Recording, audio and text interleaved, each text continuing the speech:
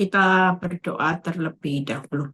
Bapak, terima kasih buat malam ini. Kami bersyukur buat kesaksian yang menunjukkan betapa besarnya Tuhan, betapa Tuhan tetap Tuhan yang baik. Di tengah kami jatuh dalam dosa berkali-kali, Engkau tidak pernah buang kami, justru Engkau memilih hidup kami. Ketika kami mau berbalik kepadamu Tuhan, dengan sungguh-sungguh kami melihat kemenangan dan kami melihat bagaimana kuasa Tuhan bekerja secara luar biasa. Terima kasih Tuhan, kalau malam ini hamba-Mu akan menyampaikan kebenaran firman-Mu, urapi bibir lidah hamba-Mu, berkati setiap telinga yang mendengar, biar semua kemuliaan itu kembali kepadamu di dalam nama Tuhan Yesus yang percaya berkata, amin. Ya, shalom semuanya. Ada sukacita ya, saya bersyukur tadi perjalanan macet saudara ya. Ini asam lambung saya lagi kambuh gara-gara tegang, takut nggak bisa Zoom ya. Sampai tadi saya panik, sampai saya dikasih roti, dikasih makanan tuh bisa lihat makanan bisa mual-mual saudara. Saya sampai gini, saya nggak pernah loh sekali-kali ya sampai ngerasain asam lambung karena saking tegangnya. Lihat Jakarta saya bisa pusing saudara ya. Macet itu luar biasa. Tadi kalau nggak salah di PIK itu ada apa rebutan lahan kalau nggak salah. Jadi semua jalan lagi macet. Nah, malam ini makanya orang bisa sampai rebutan lahan, orang bisa jotos-jotos. Itu karena apa? Karena mamon. Makanya malam ini yuk ada dua hal. Saya akan bukakan bagaimana menurut firman Tuhan, saudara butuh Tuhan atau butuh uang, ya. Benar-benar hari ini kita ini jujur sebagai anak Tuhan ya.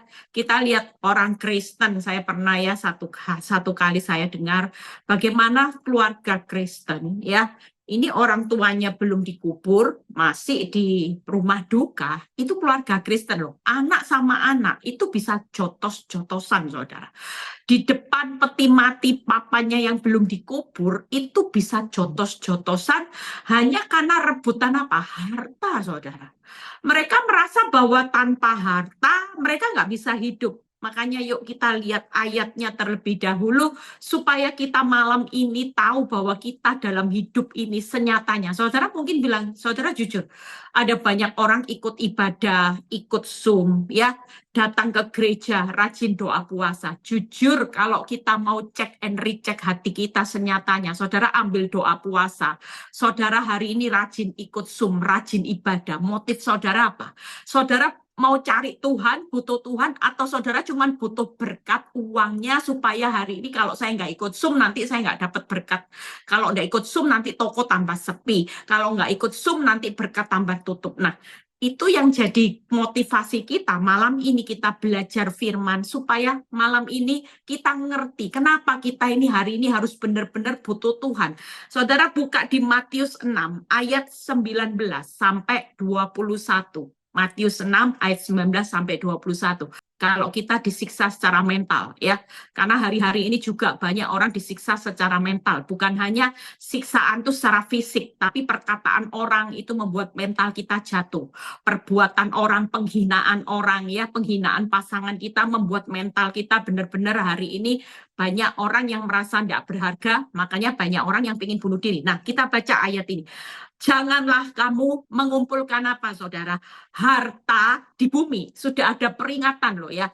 Jangan mengumpulkan harta di bumi, karena di bumi ini ngengat dan karat merusakkannya, dan pencuri membongkar serta mencurinya. Makanya kadang-kadang banyak orang yang saya dengar, ada seorang yang nggak habis 7 turunan ya, habis loh dalam sekejap. Ada orang yang berlimpah harta, hari ini malah berlimpah hutang, masih defisit. Benar-benar sudah berlimpah hutang. Realita yang terjadi hari-hari ini, firman Tuhan sudah berkata, jangan kamu mengumpulkan harta di bumi. Karena memang di bumi ini pencuri bisa sewaktu-waktu yang namanya ngengat karat itu bisa mencuri dan membongkar. Lihat ayat 20. Tetapi kumpulkanlah bagimu harta di mana, saudara? Di surga. Di surga ngengat dan karat akan merusakkannya dan pencuri tidak membongkar serta mencurinya. Karena itu di mana hartamu berada, saudara tahu, di situ juga hati. hatimu berada. Seringkali kita cek ya, malam ini saudara ikut Zoom, tapi hati saudara di mana? Di Tuhan. Atau saudara cuma kepikiran, duh, uang gimana ya? Gimana bisa bayar utang? Gimana bisa dapat rumah lagi? Gimana? Jujur, itu menjadi cek kita malam ini, di mana hartamu berada, di situ hatimu berada. Kalau hati kita malam ini gelisah karena keuangan kita yang lagi terpuruk, gelisah karena apa yang ada di tangan kita serba sedikit, berarti hati kita hari ini melekat kepada harta. Sementara Tuhan berkata, jangan kumpulkan harta di bumi. Nah, kita lihat berikutnya ya, kita belajar hari ini lebih banyak orang ya ngumpulkan harta di bumi sebanyak-banyaknya, surga nanti kalau ada sisa ya. Jujur prioritas hari ini kumpulkan harta di surga. Mungkin saudara berpikir, Bu, kumpulkan harta di surga itu seperti apa? Saudara percaya kumpulkan harta di surga hari ini adalah ketika saudara menabur, ya, menabur, membantu orang yang kekurangan. Hari ini saudara peduli dengan orang, saudara hari ini mengutamakan bagaimana prioritas untuk membangun kerajaan Allah. Itu senyatanya kita sedang mengumpulkan harta di surga, saudara. Saudara percaya bahwa setiap jeripaya saudara di dalam Tuhan itu tidak pernah sia-sia. Apa yang saudara tabur dalam air mata, di dalam segala hal. Kita percaya bahwa ini semua jeripaya kalau kita kumpulkan di surga, itu harta kita di surga nggak pernah sia-sia, termasuk uang yang kau pakai untuk hari ini, bukan untuk kepentingan memperkaya diri sendiri. Nah, lompat di Matius 6 ayat 24. Tidak seorang pun dapat mengabdi kepada dua tuan. Alkitab kasih batasan lagi. Jangan kumpulkan harta di surga, dikasih batasan lagi. Tidak seorang pun dapat mengabdi kepada dua tuan. Ternyata memang di dalam kehidupan ini, kita ini diperintah dua tuan. Lihat ya, karena jika demikian, ia akan membenci seseorang dan mengasihi yang lain, atau ia akan setia kepada seseorang dan tidak mengindahkan yang lain. Kamu tidak dapat mengabdi kepada Allah dan kepada Mammon. Banyak orang hari-hari ini lebih mengabdi kepada siapa? Mammon. Banyak orang sulit untuk mengabdi kepada Allah. Senyatanya kalau kita hari ini mau hidup bagaimana mengabdi kepada Mammon dan kepada Allah, itu nggak bisa, saudara. Saudara harus pilih salah satu. Prioritas hidup itu Mammon atau Tuhan, uang atau Tuhan. Kalau kita butuh Tuhan, maka kita percaya dalam segala hal. Kita hari ini nggak akan pernah takut hidup dalam kekurangan. Kenapa? Karena kita tahu bahwa Tuhan itu segalanya. Nah, kalau orang mengabdi hanya hidupnya dari pagi, buka mata, duit, duit, duit, Bu. Saya ini, ada loh seorang yang konseling sama saya gini, Bu.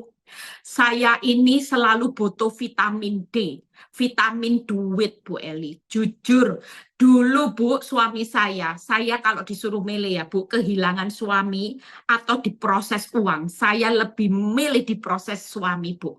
Asal uang saya tetap lancar. Tapi jujur, waktu saya mulai prioritas hidup saya dengan uang, saya ngabaikan suami, yang penting uangnya lancar. Hari ini semua uang, akses keuangan saya ditutup. Satu persatu kredit card saya mulai digunting sama suami saya. Mertua saya mulai tutup akses keuangan saya. Yang tadinya murah hati, sekarang tiba-tiba jadi pelit, Bu Eli. Suami saya juga semua akses kredit card mulai satu persatu digunting, ditutup. Bahkan keuangan saya mulai diperkecil, dipersulit. Itu yang membuat saya stres. Saya cuma ngomong sama ibu ini, Ibu, sikap hatimu mulai berubah. Selama engkau mengabdi sama uang, ibu tidak akan pernah lihat bagaimana Tuhan itu bekerja di dalam kehidupan ibu. Nah, berikutnya kita lompat berikutnya. Ini yang saya akan bahas. 1 Timotius 6 ayat 9 sampai 10. Lihat ya. Orang kalau prioritasnya uang, 1 Timotius 6 ayat 9 sampai 10. Kita bisa bedakan nanti antara kita butuh uang dan butuh Tuhan. Bedanya di mana?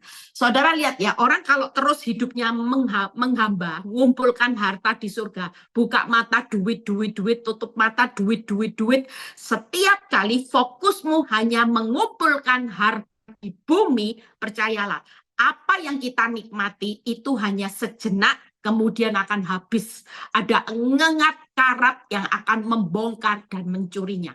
Tapi kalau kita prioritas mengabdi kepada Allah, percayalah, waktu investasimu dalam kerajaan Allah dan kebenarannya, semuanya pasti ditambah-tambahkan. Tanpa kita minta, itu sudah hukum Alkitab yang berkata, waktu hidupmu mengabdi kepada kerajaan Allah, percayalah, tanpa saudara bilang gini, Tuhan perkaya hidup saya. Enggak, Tuhan pasti memberikan semuanya, pasti akan ditambah-tambahkan. Nah, 1 Timotius 6 ayat 9 sampai 10. Tetapi mereka yang ingin kaya akan terjatuh. Tidak ada orang yang jadi hamba uang, ya. Orang yang terus kejar mengumpulkan harta di surga dan mengabdi kepada Mammon, hidupnya tidak akan pernah tidak terjatuh. Suatu kali lihat terjatuh ke dalam pencobaan, ke dalam jerat, ke dalam berbagai nafsu yang hampa, yang mencelakakan dan yang menggelamkan manusia ke dalam keruntuhan dan kebinasaan. Saudara bayangin ya, kalau hidupmu hanya prioritas, hatimu di mana hartamu berada, di situ hatimu berada, maka saudara percaya pasti jatuh. Jatuhnya apa? Kecelakaan, keruntuhan, dan kebinasaan. Dan berikutnya ayat 10. Karena akar segala kejahatan adalah cinta uang. Sebab oleh memburu uanglah beberapa orang telah menyimpang dari iman dan menyiksa dirinya dengan berbagai-bagai duka. Saudara percaya kalau prioritas hidupmu bukan kerajaan Allah, maka saudara lihat ya, buka PowerPoint-nya, butuh uang. Hari ini pastikan malam ini, pastikan kalau kita sudah mengerti firman ya, akan terjadi jatuh, kecelakaan, ada keruntuhan, ada kebinasaan, ada kedukaan.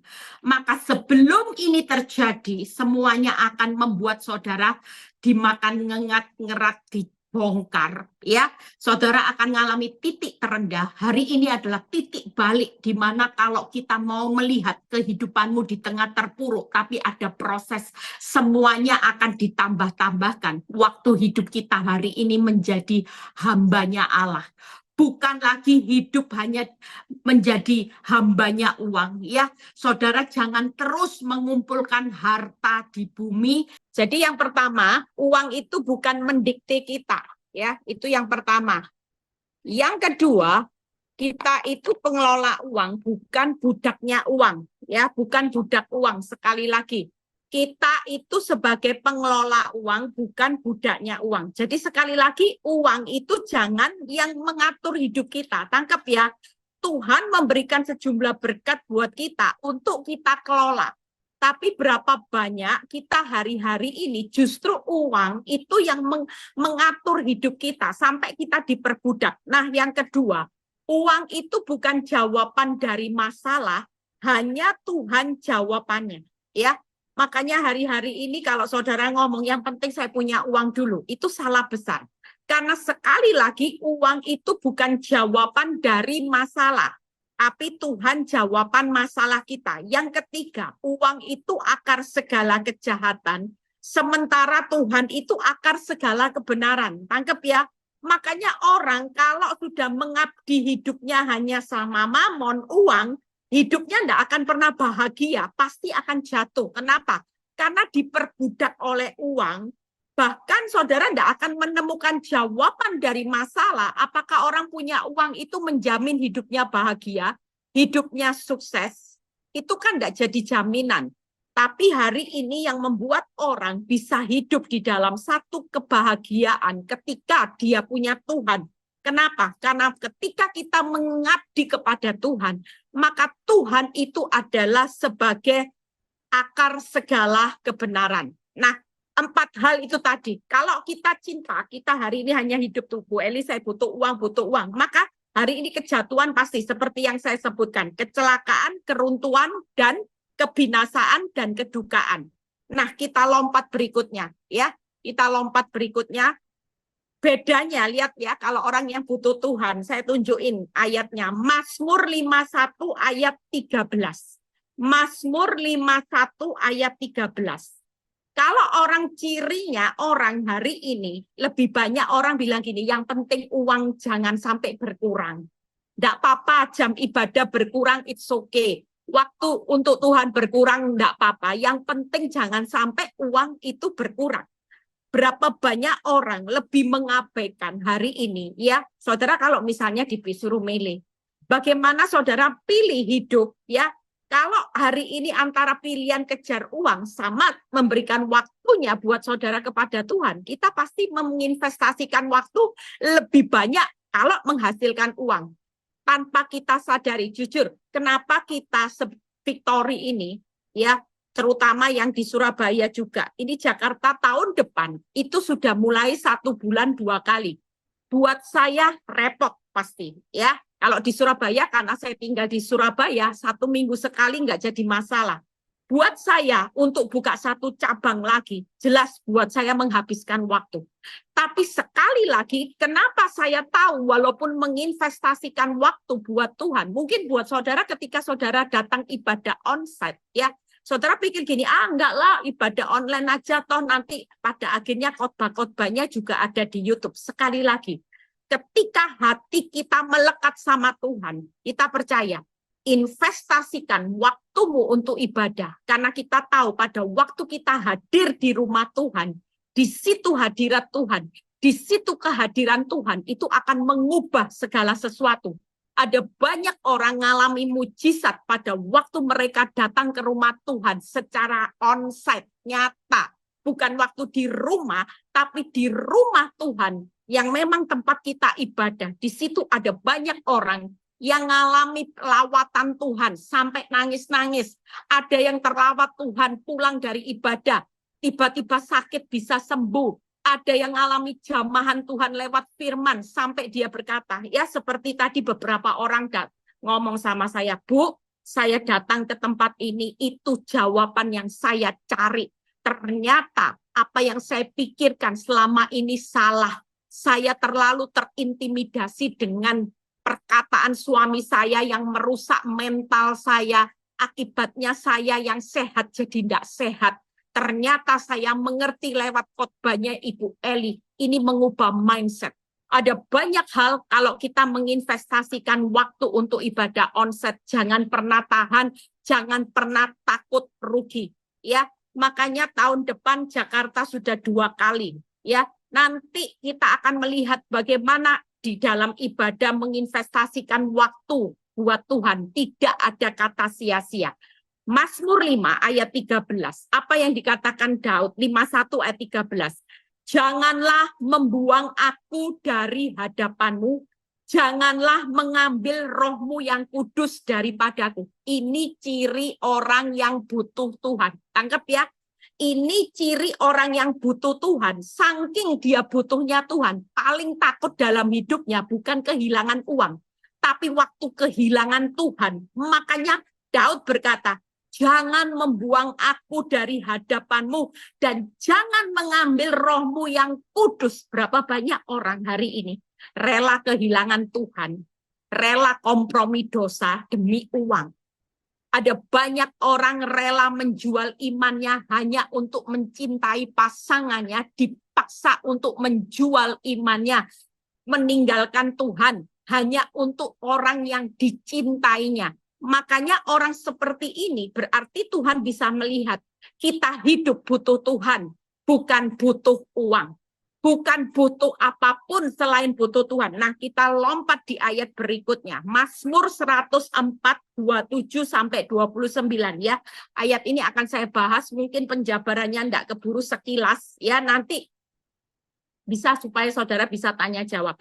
Mazmur 104 ayat 27 dan 29. Apa yang dikatakan firman kalau malam ini saudara ambil komitmen, saya nggak butuh uang lagi, sudah ternyata saya salah. Akibat saya hari ini mengumpulkan harta di bumi, ternyata firman Tuhan berkata akan ada kejatuhan, akan ada malapetaka, akan ada kedukaan, 4 kata di kecelakaan, keruntuhan, kebinasaan, dan kedukaan. Itu satu paket loh saudara. Ya. Tapi kalau orang butuh Tuhan, lihat Mazmur 124 ayat 27 sampai 29.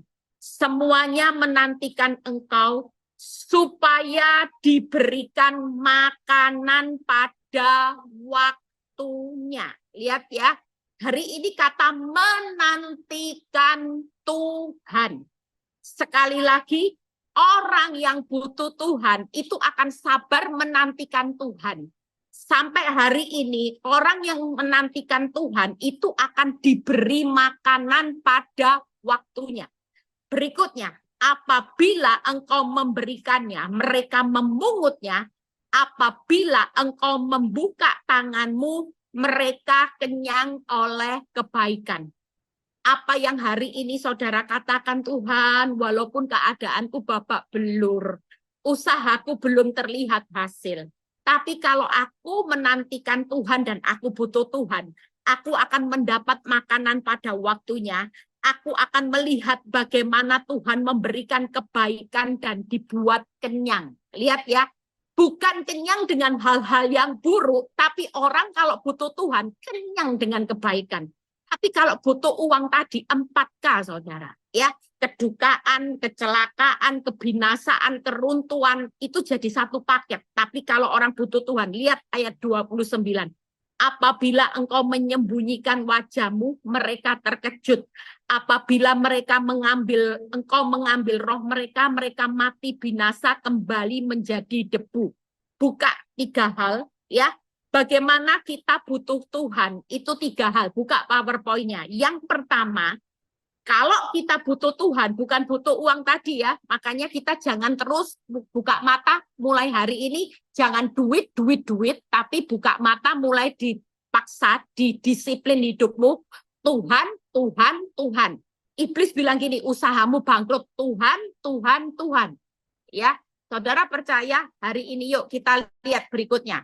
Yang kedua, Tuhan yang pertama, Tuhan akan memberi makanan pada waktunya. Itu yang pertama. Yang kedua, Tuhan akan membuka tangannya. Kalau Tuhan membuka tangannya, kita pasti akan kenyang dengan kebaikan. Yang ketiga, Tuhan memberi wajahnya dan rohnya itu buat saudara dan saya. Pastikan kalau tiap kali kita buka mata, kita cuma pikirin Tuhan, kita hanya ngumpulin harta Tuhan. Hari ini bukan aku mikiri bagaimana aku bisa cepat kaya. Tapi sepanjang hari ini yang penting aku tidak mau kehilangan Tuhan dan rohmu dalam hidupku. Kalau hari ini aku harus menginvestasikan kerajaan Allah, termasuk hidupku hari ini, harus aku investasikan waktuku buat Tuhan. Aku tidak mau tidurkan jam doaku. Aku tidak mau tidurkan ibadah onsite-ku. Aku nggak mau tidurkan baca renungan firman. Semua itu harta kerajaan Allah yang saudara kumpulkan. Di situ percayalah, saudara pasti akan menikmati hasil. Yaitu Tuhan itu pasti akan memberi makanan pada waktunya. Tenang aja. Yang kedua, Tuhan akan membuka tangannya, kita akan kenyang dari kebaikan. Dan waktu kita hanya butuh Tuhan, wajah dan rohnya Tuhan, itu pasti saudara dan saya akan menikmatinya seumur hidup. Nah, kita lihat berikutnya. Yuk, yang pertama, kita lihat bagaimana Tuhan memberi makanan pada waktunya. Tenang aja. Selalu dalam hidup saya, kalau iblis mulai mengintimidasi hidup saya dengan yang namanya masalah, saya selalu berkata sama Tuhan, Tuhan, aku percaya bahwa waktu Tuhan pasti memberi yang terbaik. Waktunya Tuhan pasti aku akan melihat yang indah. Waktunya Tuhan pasti aku dibuat berhasil dalam segala perjalanan. Saudara, saya ambil kata kitab Yusuf Kejadian 39 ya. Kejadian hidupnya Yusuf ayat 2 dan 4 aja. Kita merenung bagaimana kalau kita hari ini cuman mikirin Tuhan di tengah hidupmu semuanya buntung. Hidupmu terpuruk. Apa yang dikatakan Kejadian 39 ayat 2 dan 4. Sebentar lagi kita selesai. Tetapi Tuhan menyertai Yusuf sehingga ia menjadi seorang yang selalu berhasil dalam pekerjaan, maka tinggallah ia di rumah tuannya, maka Yusuf mendapat kasih tuannya dan ia boleh melayani dia. Kepada Yusuf diberikan kuasa atas rumahnya dan segala miliknya. Percayalah malam ini kalau kita berkata, Tuhan, aku butuh Tuhan, aku butuh Tuhan. Percayalah hari ini juga dalam segala perjalanan hidupmu, di tengah engkau gagal uang, di tengah gagal apapun, Tuhan tetap akan membuat berhasil.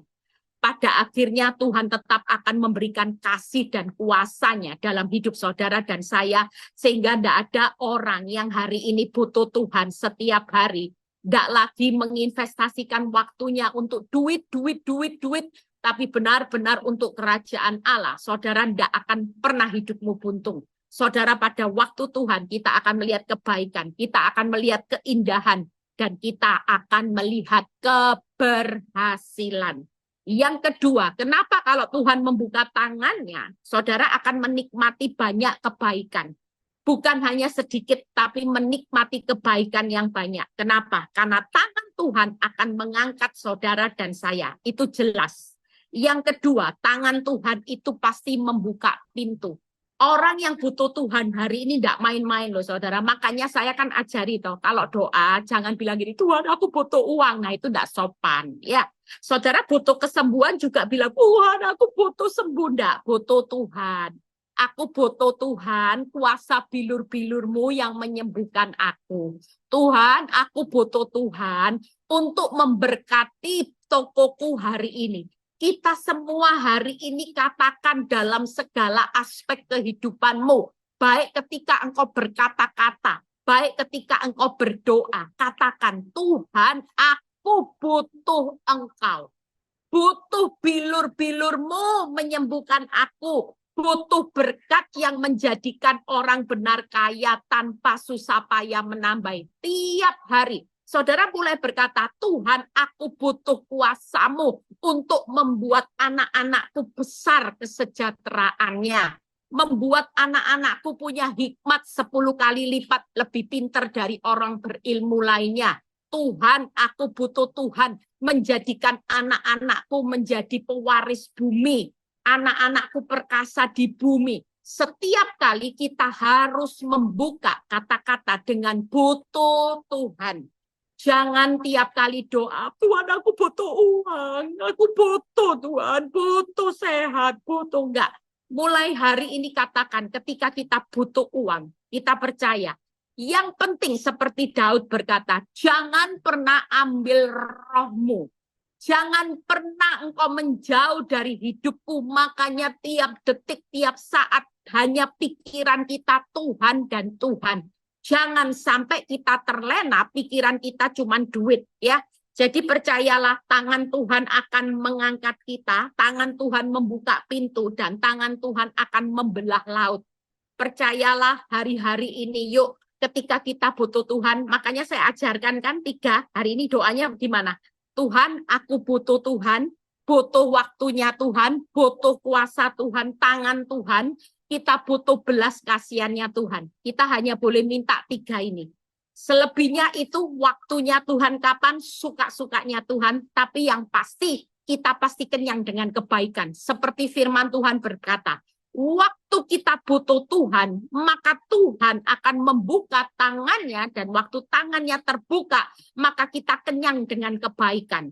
Ada tangan Tuhan yang akan mengangkat saudara, ada tangan Tuhan yang tidak pernah terlambat untuk membuka pintu-pintu berkatmu, ada tangan Tuhan yang tidak pernah terlambat juga untuk membelah laut, melakukan mujizat.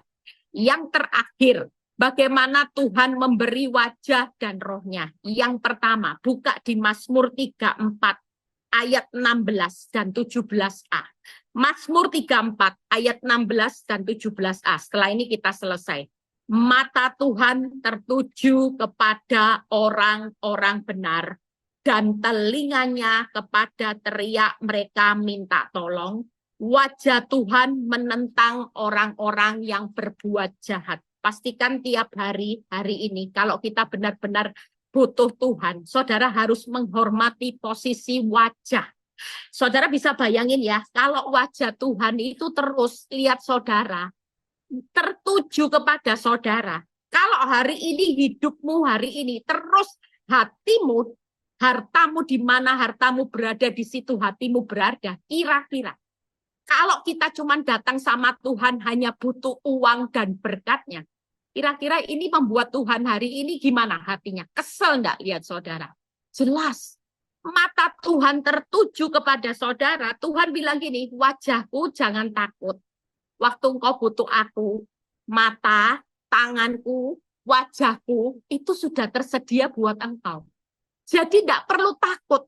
Selama hidupmu butuh Tuhan dan engkau berkata tiap kali butuh Tuhan, percayalah, yang namanya mata, telinga, dan wajahku itu selalu tersedia 24 jam buat orang benar. Tidak usah takut. Manusia aja belum tentu, walaupun orang yang kau cintai belum tentu mau menyediakan yang namanya mata, telinganya, dan wajahnya buat saudara dan saya. Ini luar biasanya Tuhan. Waktu saya baca ayat ini, saya merenung, wih Tuhan tuh hebat ya. Sampai perhatiannya sama manusia itu dengan segenap hati loh. Sampai yang namanya matanya ditujukan saudara, telinganya tidak pernah ditutup untuk mendengar, Tuhan tolong aku, tidak pernah loh saudara. Bahkan wajahnya terus diperhadapkan kepada saudara dan saya. Yang kedua, bagaimana kalau kita butuh Tuhan? Maka malam ini Tuhan berkata, nak, sekali-kali aku tidak pernah meninggalkan, membiarkan engkau. Bahkan itu Ibrani 13 ayat 5b, bahkan yang ketiga, Tuhan memberikan roh penolong buat kita yang hari-hari ini butuh Tuhan. Saudara percaya kita hari ini bisa hidup kalau tidak ada Roh Kudus, roh penolong. Saudara tidak akan kuat menghadapi semua ini. Makanya nanti kalau sudah rapture, orang-orang kudus, Roh Kudus itu akan terangkat semuanya. Hari ini pastikan selama kita ada roh penolong, ada Roh Kudus yang masih menyertai kita dalam 24 jam, pastikan hidup kita akan mengalami kelegaan yang luar biasa. Makanya orang yang butuh Tuhan itu luar biasa. Yaitu yang pertama apa saudara kita review, Tuhan itu memberikan apa? Yang pertama, waktu kita butuh Tuhan, memberikan makanan pada waktunya. Yang kedua, Tuhan akan membuka tangannya, ya. Dan yang ketiga, Tuhan akan apa saudara mengenyangkan kita, memberikan wajahnya dan rohnya buat saudara dan saya. Pastikan malam ini jangan ada orang yang kalau berdoa, Tuhan aku butuh uang, BU. Nggak sopan. Mulai malam ini BU dirubah jadi BT. Bukan BT sedih, tapi katakan hidupku butuh Tuhan. Selebihnya masalah itu urusan Tuhan. Kapan tangan, waktunya, wajahnya, ya hari ini tertuju kepada saudara dan saya, pastikan kalau mata hari ini, waktu, tangan, dan wajahnya tersedia buat saudara dan saya, ketika kita butuh Tuhan, maka segala sesuatu dalam hidup kita akan makan kenyang pada waktunya, kita akan kenyang dengan kebaikan. Bahkan kita akan kenyang melihat bagaimana Tuhan akan memberi pertolongan buat saudara dan saya di tengah-tengah masa-masa yang sulit, di mana hari ini percayalah Tuhan sudah sediakan yang namanya pertolongan. Sekali-kali Tuhan tidak akan pernah biarkan meninggalkan saudara dan saya. Tuhan Yesus memberkati. Saudara tetap semangat ya. Ada waktu 5 menit saya akan bersaksi bagaimana ada seorang ya yang benar-benar mengalami keterpurukan uang. Hari itu di dalam kehidupannya dia bilang gini, saya selagi suruh kesaksian orang ini. Waktu masa-masa sulitnya saya tahu benar. Bahkan saya sempat kasih dia, ya saya bilang gini. Dan dia itu orangnya rendah hati, dia bilang gini, saya nggak mau butuh bantuan Ci Eli. Kalau saya minta Ci Eli, saya nggak bisa membuktikan betapa besarnya Tuhan. Maaf ya Ci Eli, saya tahu Ci Eli baik. Hari itu dia keluh kesah ya, punya suami yang tanda kutip uang sekolah sampai nggak dibayar 5 bulan. Ya, sementara suaminya bisa enak-enak, tambah gemuk, tambah segar, bisa selingkuh, tapi yang namanya uang sekolah, kebutuhan dapur, semua mereka tidak mau tahu. Sementara suami tahu istri ini tidak bekerja, ya, tapi dia anak orang yang cukup. Mungkin pikiran suaminya dia bisa menggantungkan orang tuanya untuk minta uang papa mamanya untuk bayar semua kebutuhan rumah, kebutuhan sekolah, dianggap sebagai pondok mertua indah. Singkat cerita, saya tahu benar orang ini kalau konseling sama saya, dia selalu bilang gini, Ci Eli, saya nggak mau. Saya kadang-kadang beli dagangannya dia, ya, tapi itu nggak nutup, saudara. Dan yang luar biasanya, saudara tahu, orang ini bilang gini, kalau saya terima uangnya dari Ci Eli, nanti saya tidak bisa melihat kebesaran Tuhan. Hati saya langsung gitu ya. Saya bilang gini, ampuni saya Tuhan, saya nggak mau menggantikan posisi Tuhan dalam hidup orang ini. Singkat cerita, proses berlanjut sampai dia nangis-nangis. Dia pun berkata, Ci, bantu doa saya. Karena saya harus kuat, saya mau membuktikan bagaimana Tuhan saya hebat. Di masa-masa krisis, di masa-masa resesi yang besar-besaran. Saudara tahu, hari ini masa resesi ya, hari ini masa krisis. Dia tanya, Ci, gimana kalau saya bantu doa ya? Bagaimana kalau saya hari ini mau ngelamar satu pekerjaan, saya mau jual properti. Saya cuma bilang gini, ya, tapi jujur kamu harus sabar. Karena properti hari-hari ini yang senior-senior penjual rumah, era-era ya broker-broker, itu aja sudah nyambat semua. Sepi, tidak ada pembeli. Yang mau jual banyak sampai dijual murah-murah, harga BU, harga pandemi, itu pun tidak ada yang mau beli. Semua aset kalau mau dijual susah. Saya cuma bilang gini, butuh ekstra kesabaran. Kamu boleh melamar, ya, kamu sambil berdoa, minta tuntunan Tuhan. Singkat cerita, ketika dia berdoa bergumul. Dan singkat cerita, Tuhan bisa pilih satu tempat di mana dia mulai join dengan broker-broker. Beberapa saat dia bisa telepon sini. Aduh Bu, ya dia kalau manggil saya kadang Ci, kadang Bu gitu. Aduh Bu, haleluya puji Tuhan. Saya enggak ngerti rencana Tuhan gimana. Enggak ada penjualan loh katanya Bu Eli. Padahal uang sekolah anak saya sudah dikasih surat panggilan, enggak bisa terima rapot. Kalau saya enggak bayar uang sekolah, enggak bisa terima rapot. Saya tuh sampai kadang-kadang ya pengen nawari gini.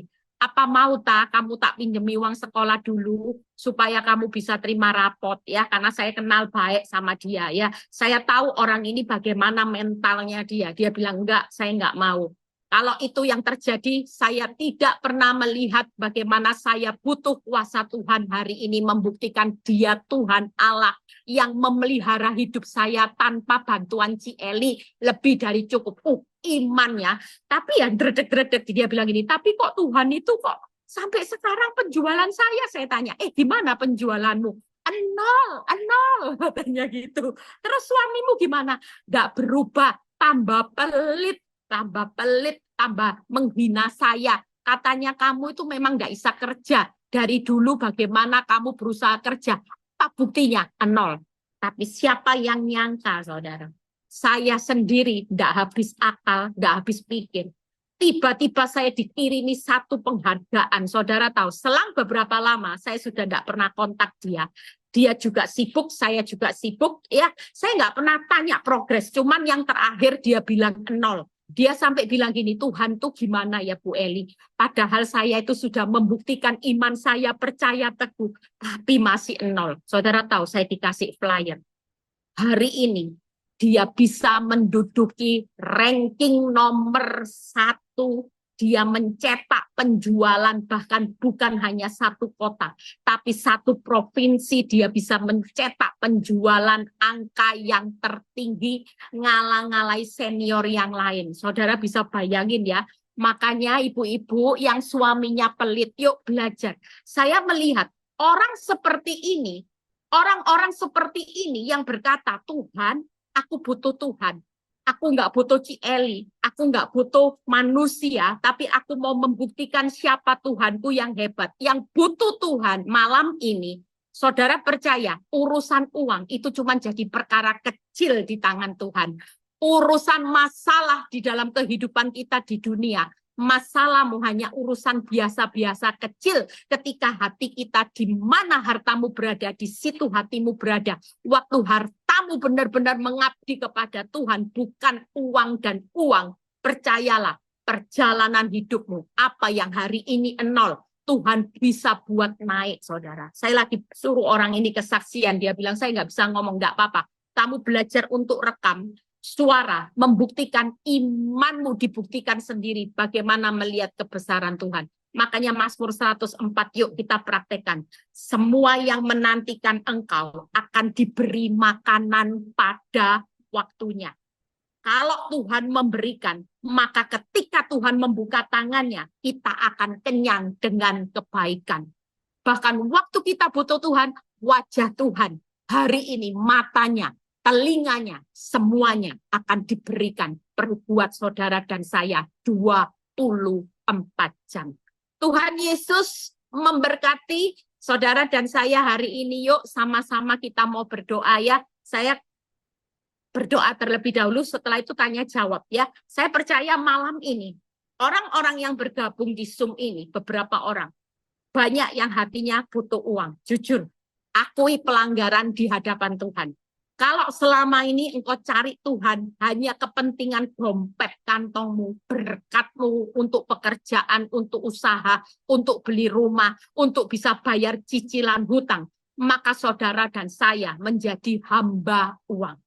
Hamba uang tidak akan melihat cara Tuhan nanti, waktu tangan Tuhan, wajah Tuhan akan berbicara, menolong hidupmu. Pastikan malam ini kalau saudara diingatkan firman ini, mulai malam ini akui pelanggaran saudara.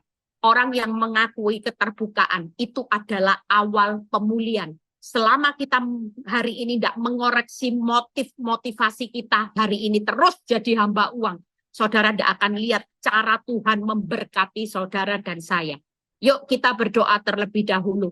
Bapa, kami percaya malam ini ada banyak orang yang terkoreksi dengan firman. Ketika kami sadar bahwa firman ini untuk mengubah kehidupan kami tidak lagi menjadi butuh uang, tapi menjadi butuh Tuhan dalam setiap aspek kehidupan kami. Malam ini Tuhan, Engkau bekerja lewat waktumu. Waktunya Tuhan bisa saat ini. Saya nggak tahu waktu Tuhan kapan. Bisa 1 jam, bisa saat ini juga. Waktu Tuhan, tangan Tuhan akan membawa perubahan dalam setiap aspek kehidupan. Bahkan wajah Tuhan kami sudah terima malam ini. Yang hari ini mengalami kesulitan berkat, Tuhan akan buka tingkap-tingkap langit. Mereka akan membuktikan sendiri bagaimana mereka butuh Tuhan dan Tuhan akan melakukan perkara yang besar.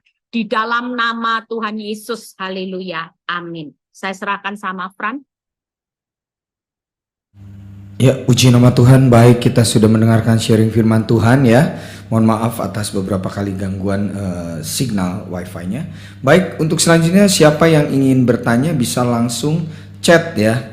Bisa langsung chat di sini untuk bisa mengajukan beberapa pertanyaan. Silahkan yang mau bertanya bisa sampaikan lewat chat. Nah, ada yang langsung WA ke saya ya. Pertanyaannya langsung WA ke saya karena tahu mungkin nomor saya. Ya, bagaimana cara untuk berdoa untuk masalah ini, kuasa-kuasa kegelapan gitu ya? Karena sepertinya ini suaminya kelihatannya terpengaruh oleh kuasa-kuasa kegelapan ya, sehingga ditemukan ada tanah kuburan lah begitu ya, ditemukan juga peniti yang dibungkus kain putih dan hitam begitu. Nah, jadi bagaimana sih Bu tipsnya untuk berdoa seperti itu? Perlu seperti apa untuk menghadapi itu? Kebetulan Bu Eli pernah juga terjadi seperti itu. Silahkan. Dibuka mute-nya Bu, dibuka dulu mute-nya. Masih tertutup. Ya. 1-22 poin yang saya berikan itu sudah mencakup Mazmur 91, enggak usah takut ya. Walaupun kita misalnya, kita seringkali enggak, kalau kita makan, kita tahu enggak di restoran itu pakai misalnya pakai pesugihan ya, makanan itu sudah terjampi-jampi. Tapi ketika kita sudah berdoa, kita berdoa di dalam nama Tuhan Yesus, semua roh-roh kuasa gelap apapun yang ditaruh di makanan kita, itu semuanya sudah tidak akan pernah bekerja. Tangkep ya. Makanya tiap hari kalau buka mata, kenapa kita perlu berkata, tutup bungkus saya, keluarga saya dengan kuasa darah Yesus. Itu tujuannya supaya kita benar-benar, dan yang paling luar biasa, orang benar itu tidak takut. Kenapa? Karena di sekeliling orang benar ini ada malaikat Tuhan yang berkemah. Jadi waktu kita hari ini terhubung dengan Tuhan, hidup kita nggak buka celah. Makanya berapa kali saya khotbahkan, saya bilang gini, orang yang gampang disantet, orang yang gampang kena mantra, orang yang gampang kena aji-aji, itu orang yang hidup dalam kepahitan. Orang kalau digendam marah, pasti ilmunya pasti masuk. Tapi coba kalau digendam, saudara tidak marah, ceblek dia balik. Hai, gitu, ngerti? Tidak akan pernah bisa bekerja, tapi waktu saudara dipukul, saudara marah, masuk saudara. Tiba-tiba saudara sadari, kuasa ini akan bekerja, mempengaruhi saudara. Makanya ibu jangan takut. Selama kita cuma berdoa tutup bungkus setiap hari dalam perlindungan Tuhan, saudara tetap jaga hati, saudara mau dimantrai, mau disantet, ya. Ada orang yang bersaksi pernah bercerita, dia itu disantet jenis ilmu apa aja, itu semua ndak ada yang kena. Sampai dukunnya bingung, orang ini punya ilmu apa, ya. Pada titik tertentu dukun itu sampai bisa meninggal, saudara. Padahal orang ini tidak tahu apa. Kalau disantet ternyata setelah beberapa saat waktu seorang dukun ini bertobat, dia tanya sama orang ini, kamu ini punya ilmu apa ya? Gitu ya. Saya itu kagum, makanya buat dukunnya bertobat. Gara-gara apa?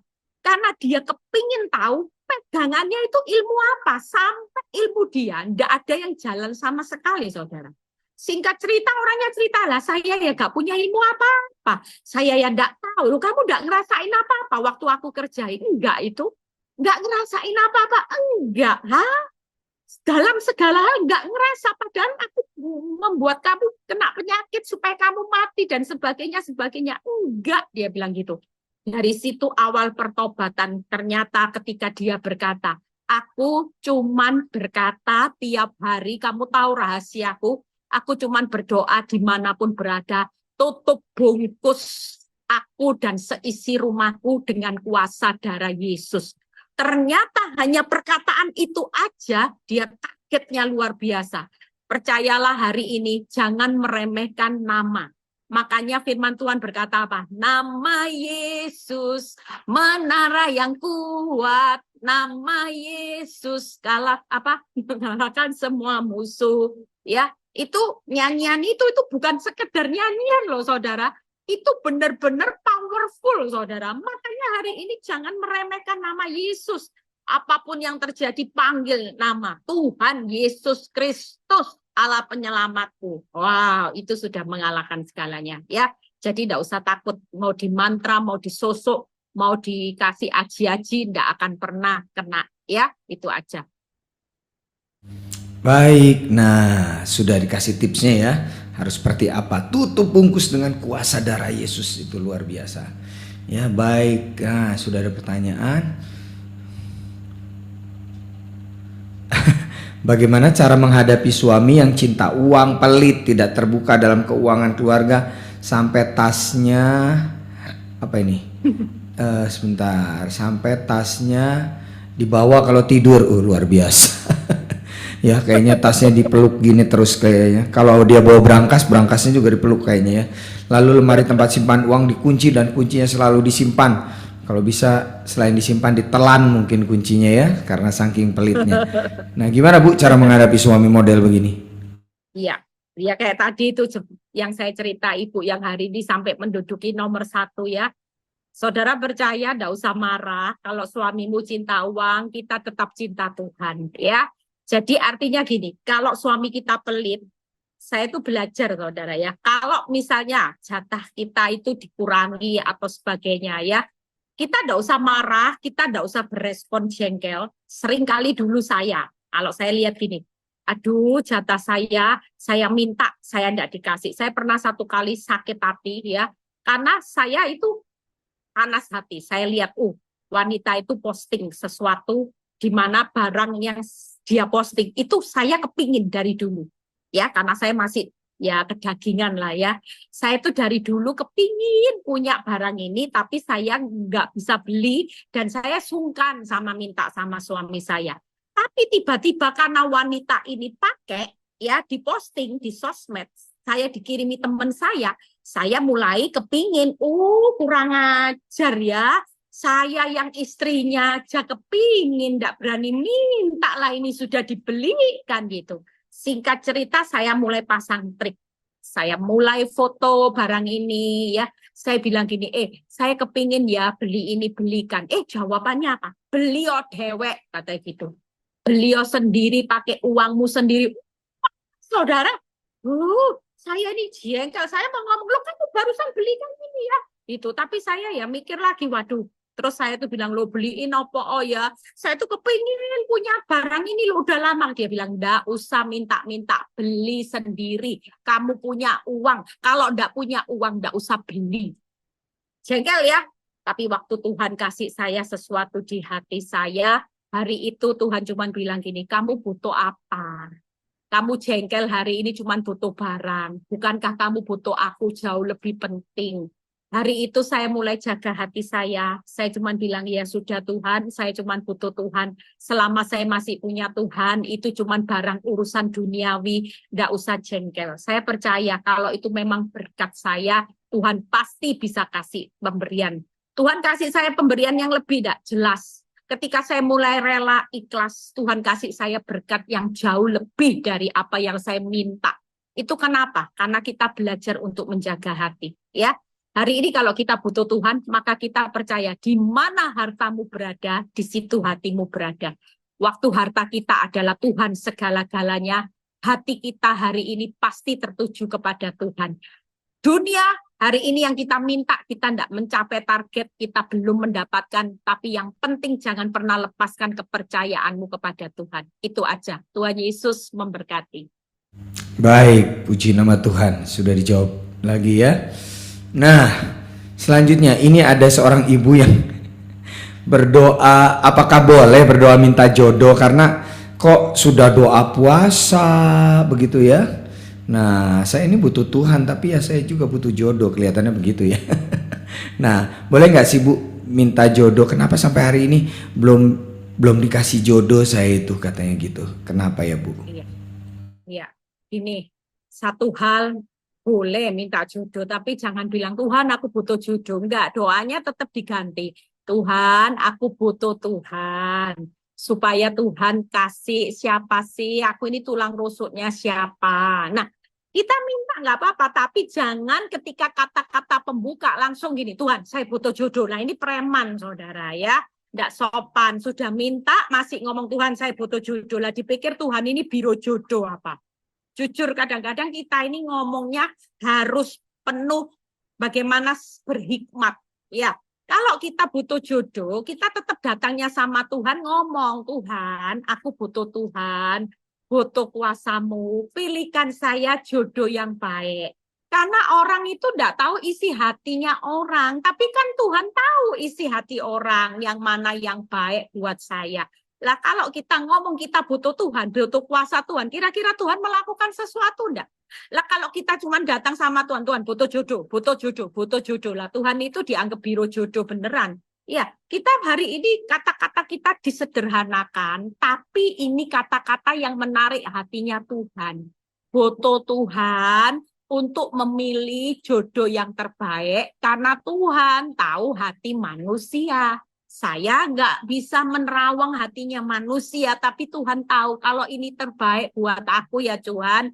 Aku percaya, aku tunggu waktunya Tuhan. Aku butuh tangan-Mu Tuhan. Itu aja. Kalau kita butuh Tuhan, kita nggak akan cepet. Semua ada waktunya Tuhan. Toh suatu kali kalau berlama-lama kita makannya kenyang kok.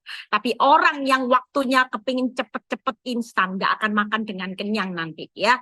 Nanti saudara akan mengalami kelaparan terus. Tapi kalau waktunya Tuhan, saudara tetap makan, makannya bahkan dengan kenyang. Itu tadi Alkitab berkata ya. Tuhan Yesus memberkati. Baik, puji nama Tuhan, sudah dijawab kembali ya. Dan ini ada pertanyaan yang cukup bagus. Nah, suami saya itu berbisnis tapi kok gagal. Apakah itu gara-gara dosa-dosa dia di masa lalu yang selalu menyakiti, begitu ya, menyakiti istrinya, KDRT, ya, menyakiti secara verbal, secara fisik juga begitu. Dan apakah karena mungkin saya belum memaafkan secara penuh ya begitu ya kepada dia, sehingga bisnisnya selalu terganggu begitu. Silakan Bu. Saya pernah cerita nggak, salah satu jemaat lama saya, ya, kadang-kadang kata kutuk istrinya. Dulu waktu suaminya selingkuh, istrinya bilang gini, Tuhan, saya mau suami saya bangkrut sudah. Itu hari itu loh, suaminya itu punya pengusaha real estate tuh.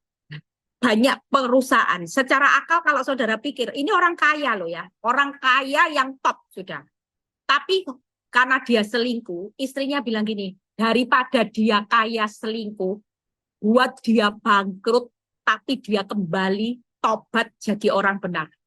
Apa yang jadi doanya digemakan. Benar-benar dalam keadaan bangkrut, dia kembali sama istrinya. Saudara tahu ya, sampai hari ini loh, sampai hari ini. Itu jalan berkat tidak pernah terbuka. Saudara. Sampai hari ini, istrinya itu tetap jual makanan, ya, jual barang-barang online, yang dia berkata gini, aduh gara-gara omongan saya bertahun-tahun ternyata hari ini sulit untuk membuka jalan berkat. Sekalipun tidak pernah kekurangan kita. Tapi untuk membuka terobosan berkat itu susahnya. Makanya ibu-ibu ya yang sudah terlanjur ngucapin kutuk buat suaminya, berdoalah, cabut semua kata-kata kutuk ya. Terus minta ampun sama suamimu kalau dulu pernah mengutuki. Minta ampun, minta maaf, dan lepaskan berkat atas suamimu. Suami, mungkin istri atau suami yang suka mengutuki istrinya. Kalau kepingin lihat jalan berkat, karena saya percaya, kalau suami istri seharusnya dua jadi satu, kekuatan doa sepakat mereka berdua, itu besar kuasanya. Tapi semua ini terhalang karena kutuk yang kita lepaskan bertahun-tahun. Makanya pemulihannya putuskan kutuk. Suami istri bergandengan tangan, minta ampun. Ketika istri minta ampun dengan suami, lepaskan berkat buat suamimu, lepaskan anugerah, lepaskan pengampunan. Di situ percayalah, segala sesuatu yang dimulai bersama dengan Tuhan, kita tidak akan pernah lihat yang namanya janji Tuhan.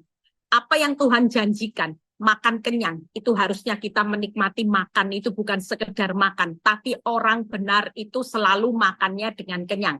Makanya kalau sampai hari ini keadaan hidupmu ya, tapi kalau ujian seperti ibu, tadi yang saya bimbing, sekarang nomor 1, itu namanya proses. Tapi kita percaya, tidak mungkin dalam jangka waktu terus-menerus hidupmu dipikir jatuh-jatuh. Pasti ada titik waktu di mana iman kita akan membuktikan how great is our God. Itu aja ya. Jadi ibu lakukan langkah, doa sama suami, peluk suami, mulai lepaskan berkat, katakan aku minta maaf, dulu aku pernah mengutuki kamu atas usahamu, hari ini aku cabut kata-kata ini, aku lepaskan berkat, pengampunan, anugerah Tuhan atas hidupmu, supaya engkau jadi seorang pengusaha yang sukses. Itu aja ya yang diucapkan. Belajar untuk berkata seperti itu. Baik, sudah dijawab lagi ya. Baik, pertanyaan berikutnya Bu. Nah, karena warisan. Nah ini, warisan itu kadang-kala membuat hubungan keluarga jadi nggak bagus ya. Karena warisan saya difitnah, sekarang diblok, akses komunikasinya semua diblok oleh adik-adik saya. Bagaimana saya harus bersikap untuk menunjukkan bahwa saya sudah mengampuni? Ya kalau sudah diblok nggak usah lah. Bawa dalam doa aja, sudah diblok mau cari di mana saudara ya. Saudara cuman bawa dalam doa tiap hari. Kan Tuhan berkata, janganlah mengutuki, janganlah menghakimi, jangan menghukum. Tapi lepaskan doa berkat buat musuh-musuhmu. Jadi tiap hari lepaskan aja. Tuhan aku memberkati adik-adikku. Tuhan, aku mengampuni adik-adikku. Sudah, itu aja. Nanti selebihnya itu urusan Tuhan. Yang penting kita jangan melepaskan kutuk. nanti kutuk itu akan kembali. Apa yang kita lepaskan nanti kembali. Kita melepaskan penghukuman, penghakiman, nanti itu akan kembali kepada kita. Alangkah jauh lebih baik melepaskan berkat, berkat kembali kepada kita. Ya, itu aja. Tuhan Yesus memberkati. Baik, puji nama Tuhan. Nah, bagaimana cara menghadapi pasangan hidup yang bipolar namun dia tidak menyadarinya? Ya, ini yang bipolar itu sekarang tuh kan yang NPD juga ya, model-model begitu. Nah, itu gimana Bu kalau orangnya tidak menyadari? Silakan. Ya, tadi sempat saya bahas sih di khotbah. Karena gini, istri tetap bagaimanapun bisa menguduskan suami, ya. Niskaya demikian anak-anakmu akan menjadi anak yang kudus dan cermat. Makanya waktu kita menikah dengan pasangan yang tidak sehat secara mental, kita tentunya juga harus menjaga sikap hati kita harus sehat secara mental.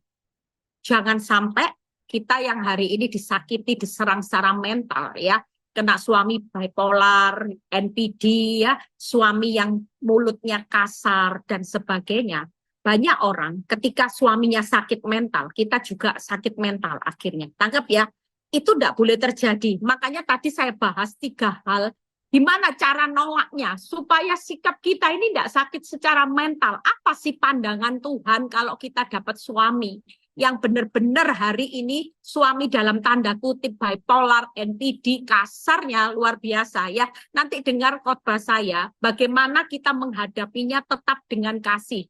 Jangan pernah, firman Tuhan berkata gini, sekalipun suamimu bengis, tadi di 1 Timotius berapa itu tadi, tetaplah tunduk dengan penuh ketakutan. Artinya kita belajar jadi seorang istri, sekalipun bengis, bebal, jahatnya seperti apapun, pastikan waktu kita tunduk, kita sehat secara mental. Tanpa kita sadari, istri menguduskan suami. Tangkep ya. Suatu kali kita yang terus sehat, itu akan menyehatkan mental suami, kita juga akan membuat anak-anak kita juga tidak tercemar sakit mentalnya suami. Tangkap ya, karena masih ada satu pribadi, yaitu jadi pegangan hidup mereka. Kita percaya kalau istri menguduskan suami, suami menguduskan istri. Ketika salah satu sakit mental, kita sehat mental, pasti seisi rumah pasti sehat. Tidak akan pernah enggak. Itu dipraktekkan, itu aja. Jadi jangan sampai ketika pasangan kita sudah sakit mental, kita kena sakit mental. Berapa banyak hari-hari ini, banyak orang yang sakit mental loh. Istri karena ditekan terus, istri karena ditekan, dikata-katai, istri bego, istri tidak tahu diri. Walaupun suami salah, kita disalah-salahin, kita dipojokin terus. Yang pasti hari ini yuk, semua istri jangan sampai terpancing sakit mental, katakan aku harus sehat mental. Supaya ketika aku sehat, seisi rumahku juga akan sehat mentalnya. Tapi kalau kita sakit mental, maka kita tidak akan lihat anak-anak kita juga. Ya, berapa banyak orang tua yang bipolar itu mempengaruhi anak. Saya pernah diceritai satu orang. Ketika suaminya, kalau hajar istrinya, ya ini nyata loh saudara. Saya sampai bilang gini sama istrinya, kamu tidak mati itu nyawa sambungan. Iya Bu, bagaimana? Saya dihajar suami di depan anak. Tiap kali istrinya kalau ngajar istrinya, ya suaminya, itu anaknya dipaksa keluar kamar. Itu anak masih kecil-kecil. Lihat mamamu yang kurang ajar ditewapok. Pada satu titik tertentu, saudara tahu saya dengar istri ini disuruh minum Porstek atau apa saudara. Porstek ya saudara, itu tidak mati, bayangin saudara. Porstek dimasukin. Saudara tahu, anaknya tidak secara sengaja dengan melihat seperti itu, ya. Saudara tahu, anaknya juga hari ini punya sifat perilaku mirip loh, kata mamanya. Mirip-mirip sampean sama papanya juga. Kenapa? Karena mereka mengopi juga. Makanya kita hari ini yuk, jangan sampai ini dibiarkan berlarut-larut. Apapun yang terjadi hari ini kita harus sehat. Katakan, hebat-hebatnya tekanan tidak akan melampaui kekuatan kita. Kalau kita terhubung sama Tuhan, itu aja ya. Tuhan Yesus memberkati. Baik, puji nama Tuhan, haleluya. Ya, ini juga ada satu lagi ibu yang juga sedang mengalami diblokir semua ya, aksesnya kepada suami. Bahkan suami itu sepertinya ya dapat dukungan orang tuanya atau gimana gitu ya, udah berani posting apa namanya dengan pelakor gitu. Dan yang menjadi masalah itu cicilan mobil tuh atas nama ibu ini dan tidak dibayar dan mobilnya dipakai oleh suami. Nah ini gimana ini, suaminya tidak bertanggung jawab, malah menggunakan harta itu untuk dipakai dengan pelakor, dan istrinya ini yang pusing karena mendapatkan tagihan-tagihan seperti itu. Udah capek saya Bu katanya, udah nggak kuat. Nah silakan mungkin didoakan atau gimana Bu Eli. Ya, Ibu kuat aja ya, nggak usah takut. Percayalah, setiap tekanan yang terjadi itu nggak akan melampaui kekuatan Ibu. Ya, Ibu biarin aja. Dia mau pakai mobil Ibu, yang penting sehat mental, jangan sakit hati, jaga hati. Supaya ketika kita sehat mental, nggak sakit hati, percayalah, kita akan lihat kemenangan yang Tuhan lakukan. Ya, nggak usah takut, karena setiap perbuatan selalu saya berbicara itu kembali kepada Tuhan, bukan kembali sama kita. Tangkep ya. Walaupun itu atas nama ibu, tapi mobil ibu dipakai sama suami, tidak dibayar angsuran. Ada loh seorang ibu yang sampai dikejar debt collector ya, karena barangnya itu dihabiskan suami, uangnya dihabiskan suami, tapi yang disuruh bayar ibu ini. Tapi saya cuma bilang gini, Bu, sudahlah Bu, Ibu rela aja sesaat. Nantikan pembelaan Tuhan. Allah itu tidak tidur. Tuhan itu tidak pernah tidur lihat penderitaannya Ibu. Ibu nanti dibela pasti sama Tuhan. Bener loh. Makanya jangan main-main sama orang yang benar, yang sudah sehat mentalnya, bisa jaga hati. Doanya itu powerful. Kenapa doa kita itu tidak powerful? Karena doa disertai sakit hati dan tidak sehat secara mental. Itu jelas mempengaruhi pengaruh kuasa doa. Tapi coba kalau kita hari ini, walaupun lihat suami kurang ajar, mobil nggak dibayar, angsuran malah dipakai jalan-jalan sama pelakor, oh jelas jengkel. Tapi kita senyum aja, ya udah lihat aja nanti Tuhan apa ya.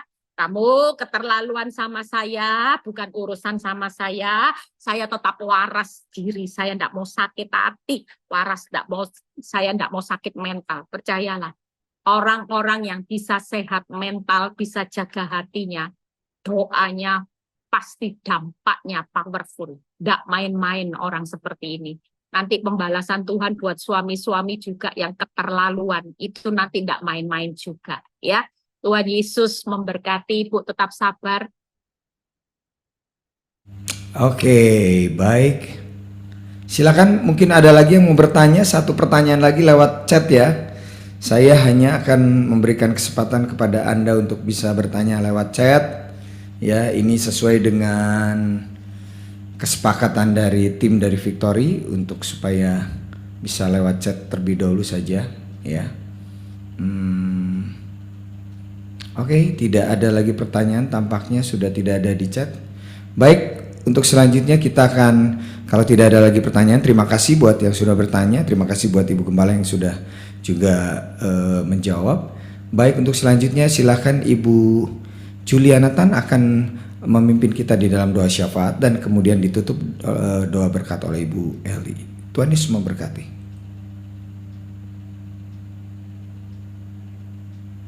Malam, mari kita berdoa. Kiranya Tuhan memberikan hikmat, kebijaksanaan, urapan, kuasa, dan otoritas buat Ibu Eli sebagai gembala dan penolong di dalam keluarga. Tuhan juga memberkati Pak Nyoto dan anak-anak. Kami berdoa buat Ibu Feni, kiranya Tuhan memberikan panjang umur, kesehatan, dan juga kepekaan lebih lagi sebagai pendoa syafaat di PD Victory.